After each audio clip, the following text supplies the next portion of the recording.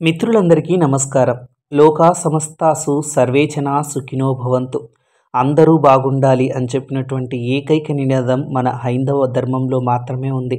ప్రపంచంలో ఎన్నో మతాలు, ఎన్నో సాంప్రదాయాలు, ఎన్నో విచిత్రమైనటువంటి ఆచారాలు ఉన్నాయి. కానీ మన భారతదేశంలో ఉన్నటువంటి హైందవ సంస్కృతి, సాంప్రదాయం ప్రపంచ చరిత్రలో ఏ మతానికి కూడా లేదని చెప్పొచ్చు.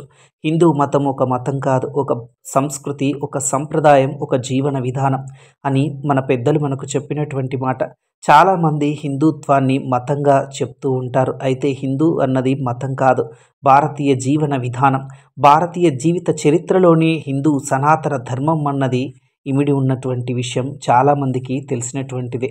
ఇప్పుడున్నటువంటి బంగ్లాదేశ్, ఆఫ్ఘనిస్తాన్, పాకిస్తాన్, ఇరాన్ ఇటువంటి దేశాలు చాలా, మయన్మారు, ఇంకా ఇటువంటి చెప్పుకుంటూ పోతే మన చుట్టుపక్కల ఉన్నటువంటి దాదాపు పదుల సంఖ్యలో ఉన్నటువంటి దేశాలు ఒకప్పటి అఖండ భారతదేశంలో భాగాలని మీలో ఎంతమందికి తెలుసు? ప్రతి ఒక్క హిందువు కూడా తమ సంస్కృతి సాంప్రదాయాలను కొనసాగిస్తూనే ఉండాలి. అలా అయితేనే వచ్చే తరాలకు మనం మన సంప్రదాయాల్ని, ఆచారాలను ఇవ్వగలుగుతాం. భారతీయ చరిత్రలో హిందూ సంప్రదాయం, హిందూ సంస్కృతి, హిందూ జీవన విధానం అన్నది గర్వకారణంగా చెప్పుకోవాలి మనందరం. భారతీయ జీవన విధానానికి ప్రపంచ దేశాలు సైతం మెచ్చుకుంటాయి, దాసోహమవుతాయి. అంత అద్భుతమైనటువంటి వ్యవస్థ, జీవన విధానం మన భారతదేశంలో ఉంది.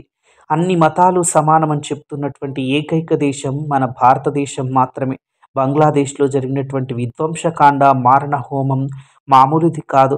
అది తలుచుకుంటేనే గుండెలు జల్లుమంటూ ఉన్నాయి. అటువంటి దరిద్ర దాపుర పరిస్థితులు మన దేశంలో రాకుండా ఉండాలంటే హైందవులంతా ఒక్కటిగా ఉండాలి.